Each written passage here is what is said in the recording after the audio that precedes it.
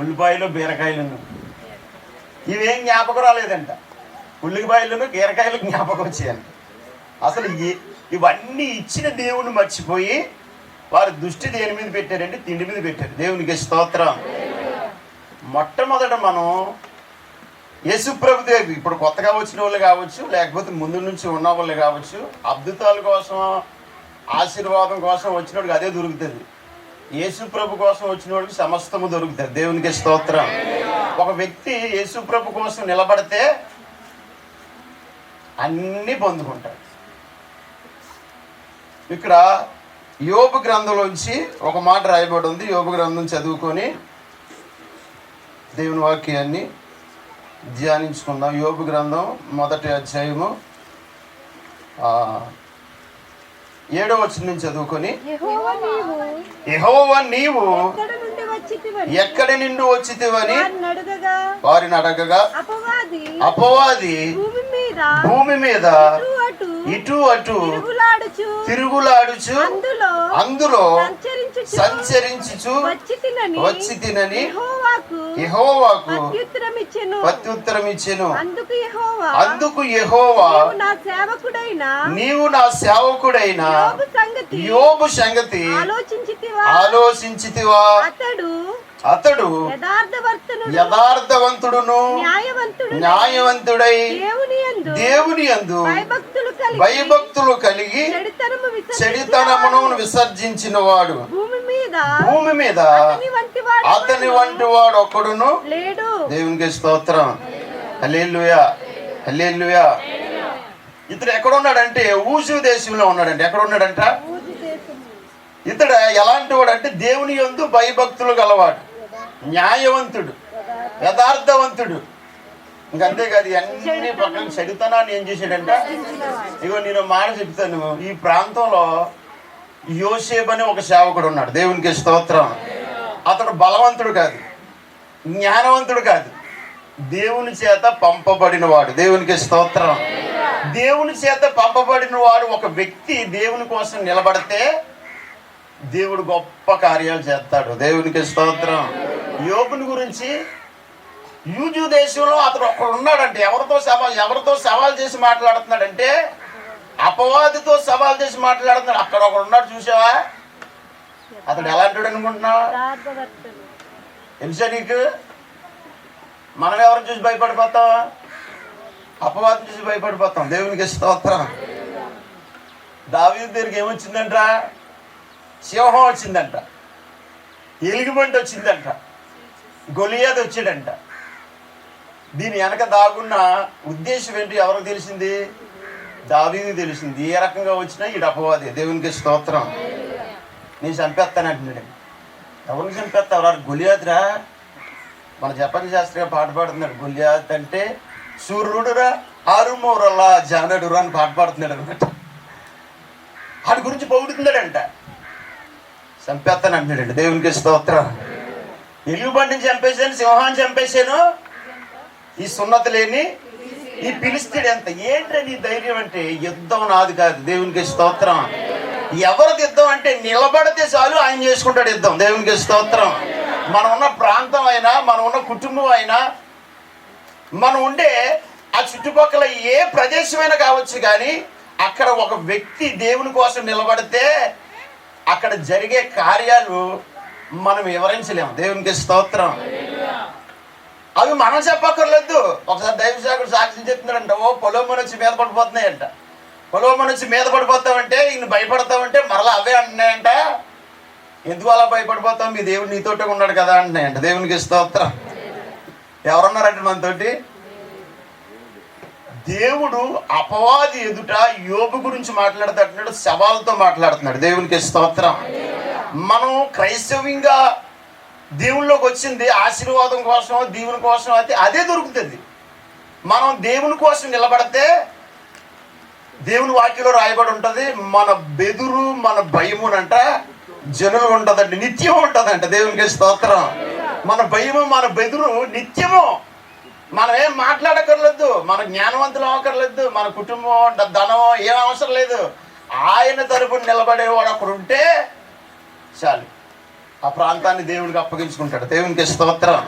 ప్రార్థన చేసేవాడు ఒకడు ఉండాలి, కన్నీరు కార్చేవాడు ఒకడు ఉండాలి. చంపేస్తాం మీరు దీనికి తప్ప, మీరు దేనికి మొక్కినా, దేని నిమిత్తం ప్రార్థన చేసినా చంపేద్దామని ఒక శాసనం రాయబడి ఉన్నా సరే, కానీ అట్టి శాసనం రాయబడి ఉందని తెలుసుకుని యథావతిగా వెళ్ళి ప్రార్థన చేస్తున్నాడంట. దేవునికి స్తోత్రం. అలాంటి ఒకడు నిలబడితే రాజుల శాసనాలు మారిపోతాయి. ఒక్కడ నిలబడ్డాడంట. వారు అనుకుంటారంట దొరికాడు రా దానియేలు, ఎక్కడేసేద్దాం, సింహాల బోళ్ళని వేసేద్దాం. వీళ్ళు అనుకుంటున్నారంట సింహాలు దానియేలు కోసం సిద్ధపరిచాం అనుకుంటున్నారంట. అసలు సింహాలు తెలుసు అంటే ఎవరి కోసం సిద్ధపడ్డాయి. దేవునికి స్తోత్రం. అవి ఎవరిని తిన్నాయి? దానియేలు తిన్నాయా? దానియేలు మీద కుట్ర చేసిన వాళ్ళు తిన్నాయా? వారు ఇసురితేనంటే కిందకి రాకముందు మిక్సీ కొట్టేసేయండి. దేవునికి స్తోత్రం. ఎముకలు పొడి చేసుకుని తినేసేయని రాయబడి ఉంటుంది అక్కడ. వారు అడుగు భాగమునకు రాబడక ముందే వారు ఎముకలు సహితం అసలు ఎవరి కోసం అనుకున్నారు వీళ్ళు? దానియేలు సింహాలు బోళ్ళు నడిచితే అయిపోద్దిరా, ప్రార్థన చేసినట్టు పని అయిపోదు, ప్రార్థన చేసినట్టు అడ్డగింజల పని అయిపోద్ది. దేవునికి స్తోత్రం. అసలు యేసు ప్రభుతో వచ్చిన సిక్కేటంటే వాళ్ళ మానాలు బ్రతికితే వాళ్ళని ప్రేమిస్తాడు, దీవిస్తాడు, వాళ్ళని ఎప్పటికప్పుడు మార్చుకుంటాడు.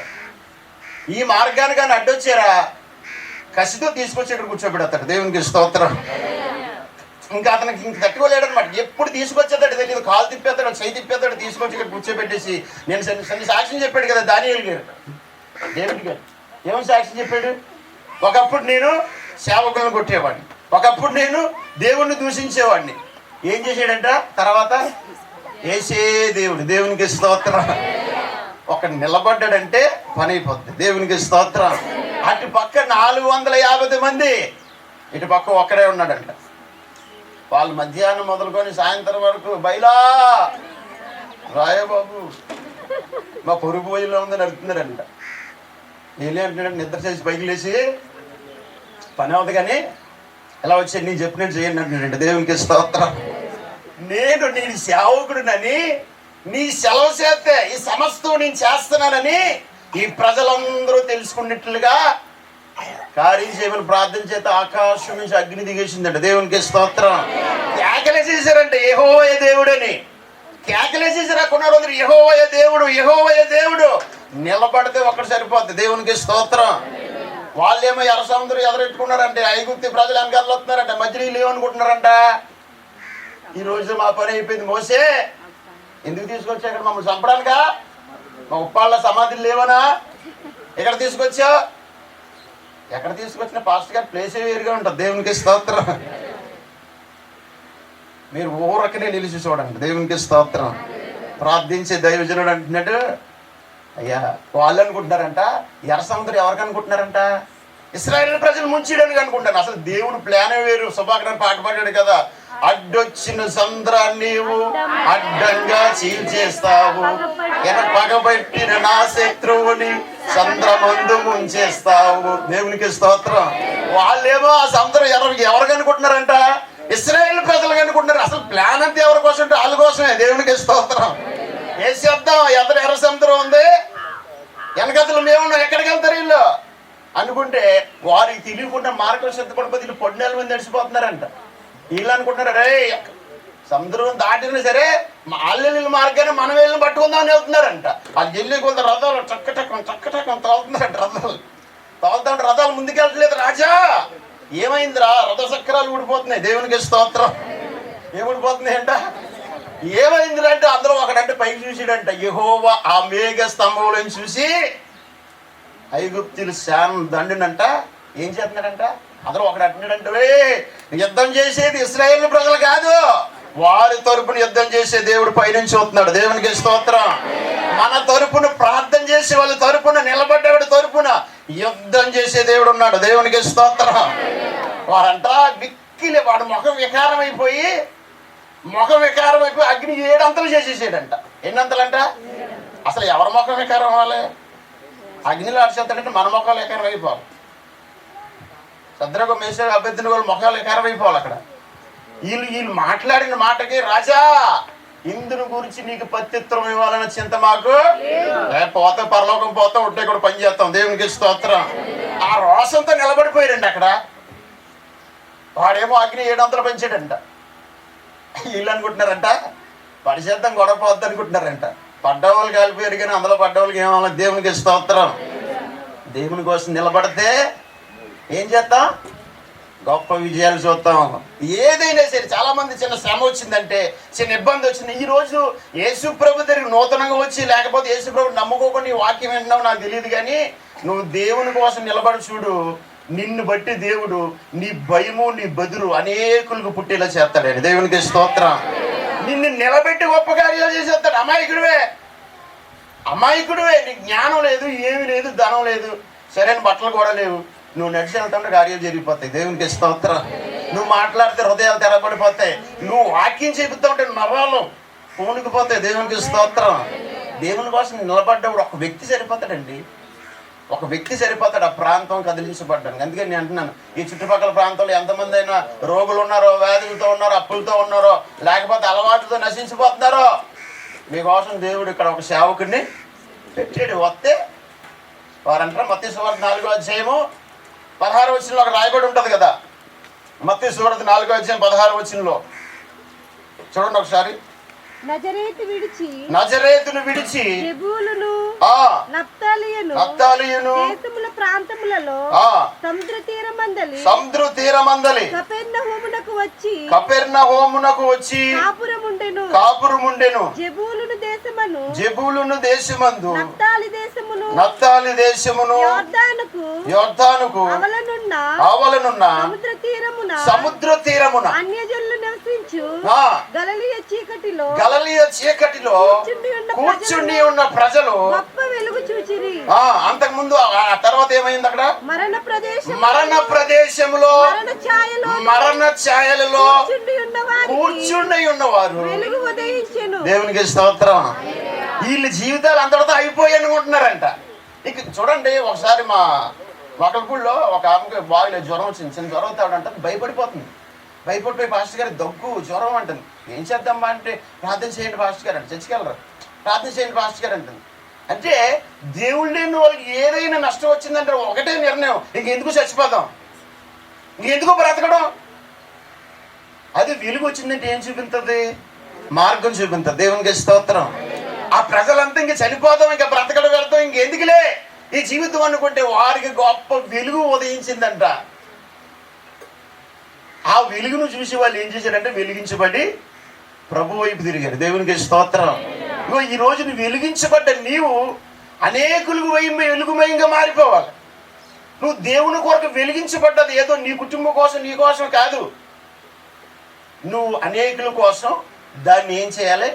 ప్రచురం చేయాలి. చూడండి, అపోస్తుల కార్యాల్లో ఒక మాట రాయబడ్డది. అపోస్తుల కార్యాలు 26వ వచనం, 26వ అధ్యాయము 12వ వచనంలో ఇక్కడ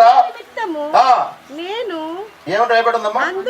అందు నిమిత్తము నేను ప్రధాన యాజకుల చేతను అధికారమును ఆజ్ఞయు పొంది దమస్కునకు పోవచ్చు రాజా మధ్యాహ్నమందు నా చుట్టూను నాతో కూడా వచ్చిన వారు చుట్టూను ఆకాశము నుండి సూర్య తేజస్సు కంటే మిక్కిలి ప్రకాశమైన ఒక వెలుగు త్రోవలో ప్రకాశించుట చూసి తిని మేమందరము నేలను పడినప్పుడు సౌలా సౌలా నన్నెందుకు హింసించుచున్నావు? మునుకోలుకు ఎదురు తన్నుట నీకు కష్టమని ఎబ్రీ భాషలో ఒక స్వరము నాతో పలుకుట వింటిని. అప్పుడు నేను ప్రభువా నీవు ఎవడు అడుగగా ప్రభువు దేవునికి స్తోత్రం. ఇక్కడ ఈయనకి అపోస్తుడైన పౌలుకి ఉద్దేశం ఏంటంటే, ఈ మార్గంలో ఉన్నవారు అందరినీ లేకుండా చేయాలని బయలుదేరాడు. అక్కడి నుంచి బయలుదేరిన తర్వాత మార్గంలో ఆయనకు వచ్చిన వెలుగును బట్టి ఆయన అక్కడ కింద పడిపోయిన తర్వాత అడుగుతున్న నువ్వెవరు అంటే, నీవు హింసిస్తున్నా అంటే నువ్వు ఉన్నావా? నువ్వు లేవనుకొని ఈ మార్గం లేకుండా చేద్దామని చూద్దాం. నువ్వుంటే ఎలా లేకుండా చేయగలను నేను? అప్పటి వరకు ఆ మార్గంలో ఉన్నవాడిని హింసిస్తున్నాడు, ఆ తర్వాత ఆ మార్గం కోసం చనిపోవడానికి కూడా సిద్ధపడిపోయాడు. దేవునికి స్తోత్రం. ఆయన ఆ వెలుగు గురించి మాట్లాడుతున్న మాట ఏంటంటే అక్కడ అంటున్నాడు, ఆకాశము నుండి ఆ వెలుగు అంటే ఆయన మీద ప్రకాశించిందంట. ఆ వెలుగును వర్ణించే విధానం చూస్తే మనమైతే ఇగో ఈ బలుబులాగా ఉంది, లేకపోతే ఇలాగుంది అలాగుంది అని వర్ణించవచ్చు. కానీ ఈ ప్రపంచంలో సూర్యుని కంటే వెలిగించింది ఏది కూడా కానీ అంటాడు మిక్కిలి ప్రకాశమైన సూర్యుని కంటే, ఎవరికంటే సూర్యుని కంటే మిక్కిలి ప్రకాశమైన వెలుగు. బాబోయ్ రాజా, అది ఏమి వెలుగు? నాకు ముందు ఎప్పుడు చూడలేదు రాజా అలాంటి వెలుగును, అలాంటి స్వరమును, అలాంటి మాటలు నేను ఎప్పుడు వినలేదు. కానీ అదేం వెలుగు రాజా? సూర్యుని వైపే చూడడానికి ఇబ్బంది అయితే సూర్యుని కంటే మిక్కిలి ప్రకాశమైన వెలుగు. దేవునికి స్తోత్రం. ఈ మార్గంలోకి వచ్చిన తర్వాత ఆయన వెలిగించబడ్డాడు. ఆ వెలుగు గురించి వర్ణించడానికంట ఆ పక్కన ఉన్నాడంటే ఏంద్ర విట్ట మారిపోయావు. ఒకప్పుడు ఏంద్ర నువ్వు ఎలా ఉండేవాడు రా? రోడ్డు మీద తిరిగేవాడు, ఇటు తిరిగేవాడు, అటు తిరిగేవాడు, వాళ్ళందరినీ కొట్టేవాడు కదరా, వాళ్ళందరినీ హింసించేవాడు కదరా. అసలు ఏంది ఎలా మారిపోయి? ఈయన కావాలంటే డబ్బులు కావాలా, లేకపోతే తలం కావాలి, ఇల్లు ఇస్తాను వారు అడిగారేమో నాకు తెలియదు. కానీ ఇక్కడ రాయబడలేదు చెప్తున్నాను. దేవునికి స్తోత్రం. మరి మా బైబిల్లో రాయబడి ఉందని బైబిల్లో లేదనుకో మీరు బాధపడిపోతారు. ఆయన్ని అక్కడ వారు మాట్లాడుకునే సందర్భం జరిగితే 19వ వచనంలోకి వచ్చేసరికి రాజుతో మాట్లాడతాడు అతను. కాబట్టి అగ్రప్ప రాజా ఆకాశము నుండి కలిగిన దర్శనానికి నేను ఏమవలేను. దేవునికి స్తోత్రం. దర్శనం మామూలు దర్శనం కాదు రాజా, ఆయన స్వరం మామూలు స్వరం కాదు, ఆయనే దేవుడు. దేవునికి స్తోత్రం. ఆ వెలుగు ఎలాంటి వెలుగు అంటే మిక్కిలి సూర్యుని కంటే ప్రకాశమైనది. ఆ వెలుగులోకి వస్తే మన రహస్య పాపాలన్నీ కనబడతాయి. ఆ వెలుగులోకి వస్తే కొంతమంది ఎందుకు రారంటే వారి పాపాన్ని వదులుకోలేక, వారికి ఉన్న అలవాట్లు వదులుకోలేక ఇక్కడికి రాలేకపోతారు. కానీ నిజానికి యేసుప్రభు అంటే చాలా మందికి ఇష్టమే. దేవునికి స్తోత్రం.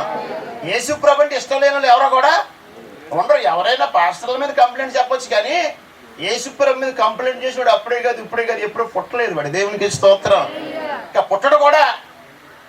అసలు నాలో పాపం ఉందని మీరే ఎవరైనా ఊళ్ళోకి వెళ్ళారు కానీ కాబట్టి యేసుప్రభులో పాపం ఉందంటే ఇచ్చినాయి. దేవునికి స్తోత్రం.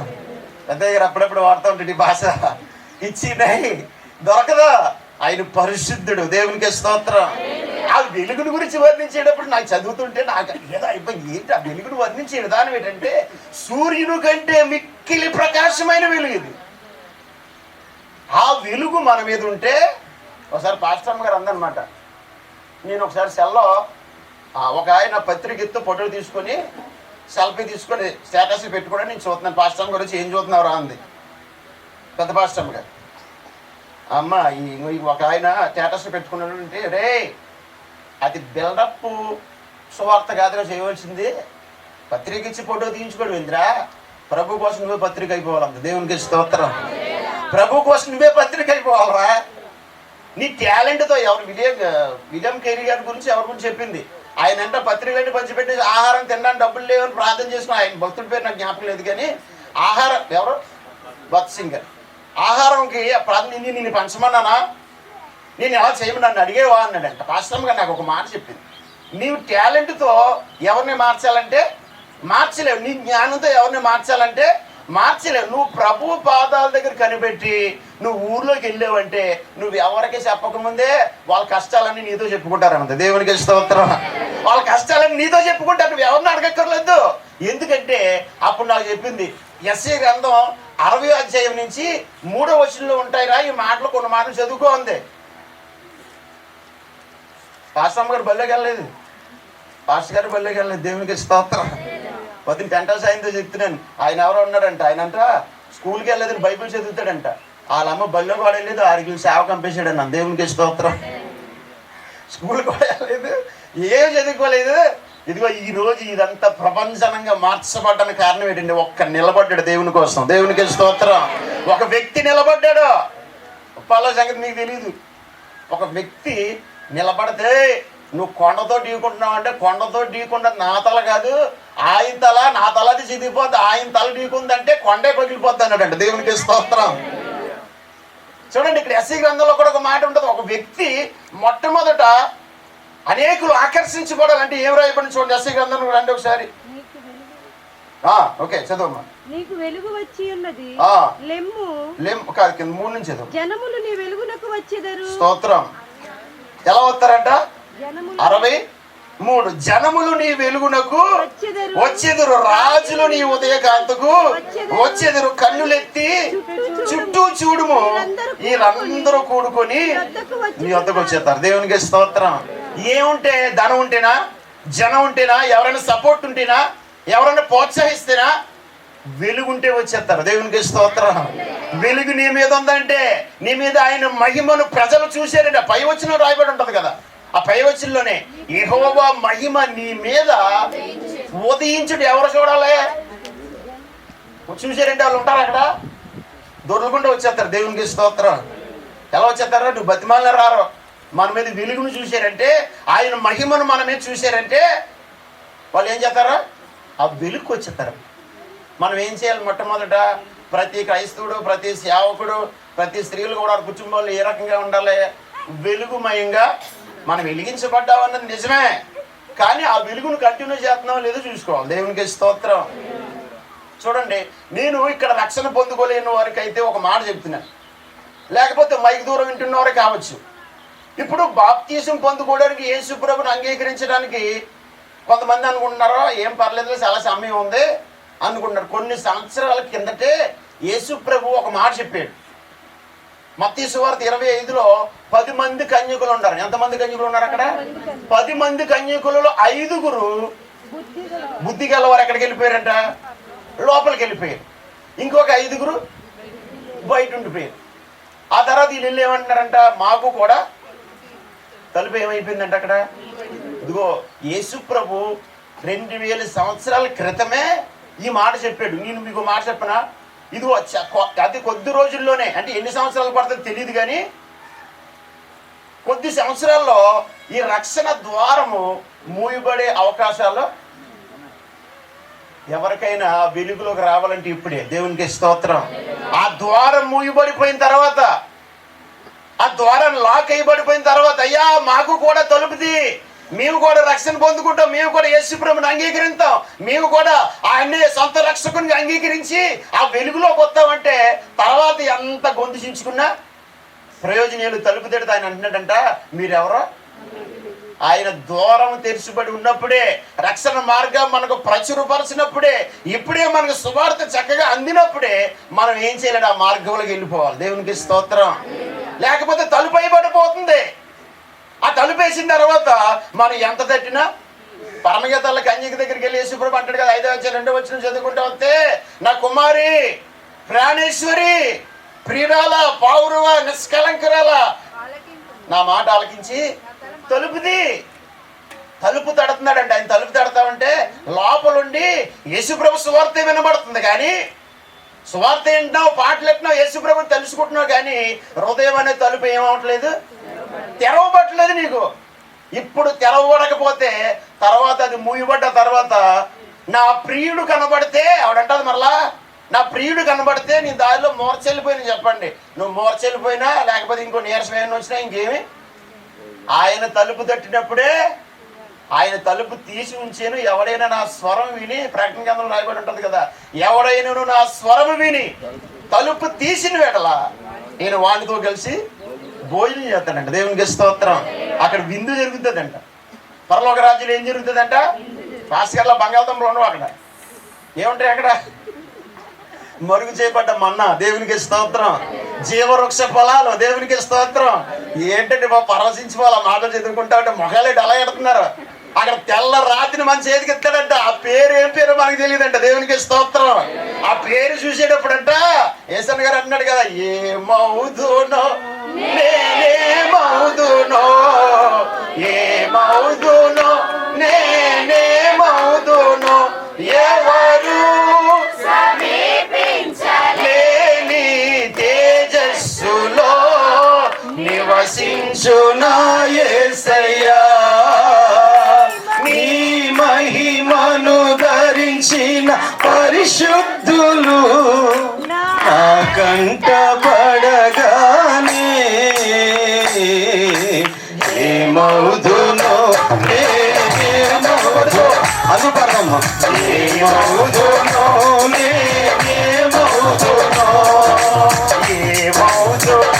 నేనేమవుదును,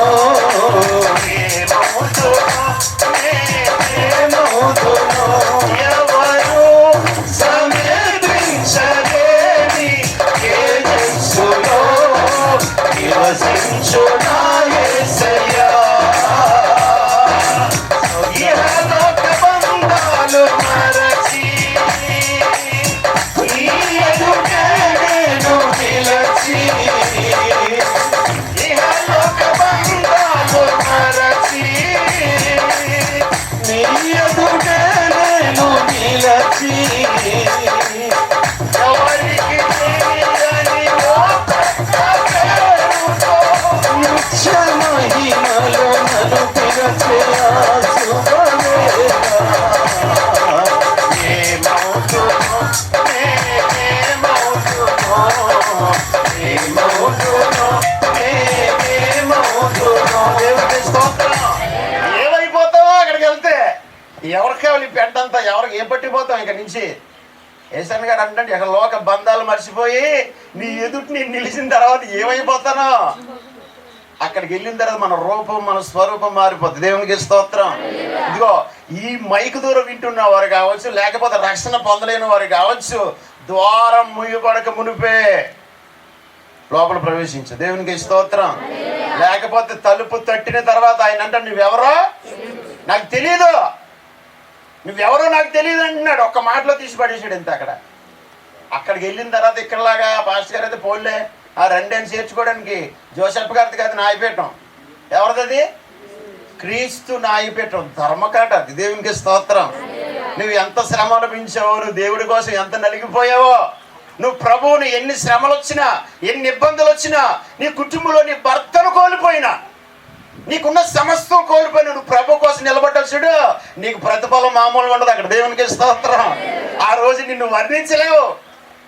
ఆ ఆనందాన్ని చూసేటప్పుడు మనం ఈ లోకాన్ని ఆ వెలుగులోకి వచ్చిన పౌలు ఏమంటున్నాడో, అది సూర్యుని కంటే మిక్కిలి ప్రకాశమే. దానికోసం బ్రతుకుతాను అగ్రప రాజా. ఏంటి ఆ దర్శనానికి నేను ఏమవును? నేను తీసుకున్న రక్షణకు అవధేయను కాలేను, నేను నమ్ముకున్న దేవునికి నేను దూరం అవ్వలేను. పేతురు గారు కూడా అంటాడు కదా 2వ అధ్యాయంతో, మొదటి పేతురు 2:9, మొదటి పేతురు 2:9 చివరికి మాట చూపించి ముగించుకుందాం. చూడండి అమ్మ ఒకసారి.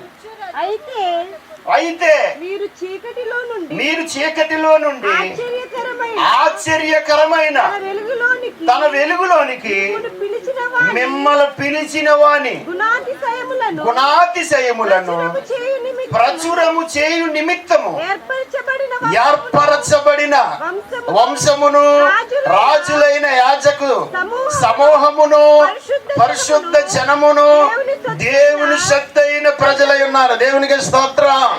ఆ వెలుగులోకి వద్దాం. మనం ఎవరి శక్తి అంటా? ఆయన సత్తు. ఇక్కడ ఎవరు పట్టించుకోకపోవచ్చు, మనం ఆయన సదే. ఎవడరా నా కుమార్తె మీద చేస్తున్నాడు, ఎవరు నా కుమారుడి మీద మాట్లాడుతున్నాడు. మోసేకి విరోధంగా సనుక్కుంటే వాళ్ళ అక్కని వాళ్ళ అన్నిని తీసుకొచ్చి నిలబెట్టేసాడు. దేవునికి స్తోత్రం. మన మీద విరోధంగా ఎవరు సనుక్కున్నా ఆయన ఏం చేయడు? ఊరుకోడు. ఊరుకుంటారు అనుకుంటున్నారండి? ఊరుకున్న దేవుడు కాదు. దేవునికి స్తోత్రం. ఊరుకున్న దేవుడు కాదు, తోలు తీసేస్తాడు. దేవునికి స్తోత్రం. చాలా జాగ్రత్తగా నేను అది చెప్పి ఒక మాట చెప్పాను మధ్యలో. యేసుప్రభు నచ్చకపోతే సైలెంట్గా నీ పని నువ్వు చేసుకోవడమే. ఆయన మీద తిరగబడ్డావా తీసుకొచ్చి కూర్చోబెడతాడు. దేవునికి స్తోత్రం. ఆ తర్వాత ఆయన ప్రకటించక తప్పదు నీకు. ఎందుకంటే నువ్వు చూస్తా కదా వెలుగు రుచి, ఆయన ఏంటో తెలుసుకుంటావు కదా. ఆ తర్వాత రాజులు ఎదురు నిలబడినరే, రాజును మాట కూడా నువ్వేం చేయవు, లెక్క చేయవు. రాజా ఆకాశం నుంచి కలిగిన దర్శనాన్ని నేనేమవునా. ఒకప్పుడైతే మనం ఏమై ఉన్నామంటే కింద చదువుతుంటే చూడమ్మా, ఒకప్పుడైతే మనం ఏమై ఉన్నామంట, ఇప్పుడు దేవుని ప్రజ అయితిరి. ఒకప్పుడైతే ప్రజగా ఉండక ఇప్పుడు దేవుని ప్రజ అయితిరి. చప్పట్లు కొట్టాలి గట్టిగా, గట్టిగా చప్పట్లు. ఒకప్పుడు దేవుని ప్రజలం కాదు, ఇప్పుడు ఎవరు మనం? దేవుని సొత్తు. ఆయన ప్రాణం పెట్టి ఆయన రక్తం కాల్చి మళ్ళీ ఏం చేసాడంట? కొన్నాడంట. చంకనెట్టుకుంటున్నాడండి. దేవునికి స్తోత్రం. ముద్దు మీ వచ్చేదాకా ఇక్కడే కాదు అక్కడ కూడా తీసుకెళ్ళిపోయి ఎక్కడ కూర్చోబెట్టుకుంటాడంట? తన సింహాసనం దగ్గర. ఎక్కడ కూర్చోబెట్టుకుంటాడంట? కావాలా జీవవృక్షాలు తింటారా? మరుగైన మన్నా ఈ బిర్యానీ తిని సోరలు తీసుకుంటారా? మరుగైన మన్నా ఉంది అక్కడ. దేవునికి స్తోత్రం. మన కోసం దాచేడంట మందసంలో. ఆ దేవుని మార్గం ఇప్పుడు తెరవబడి ఉంది. ఆ వెలుగు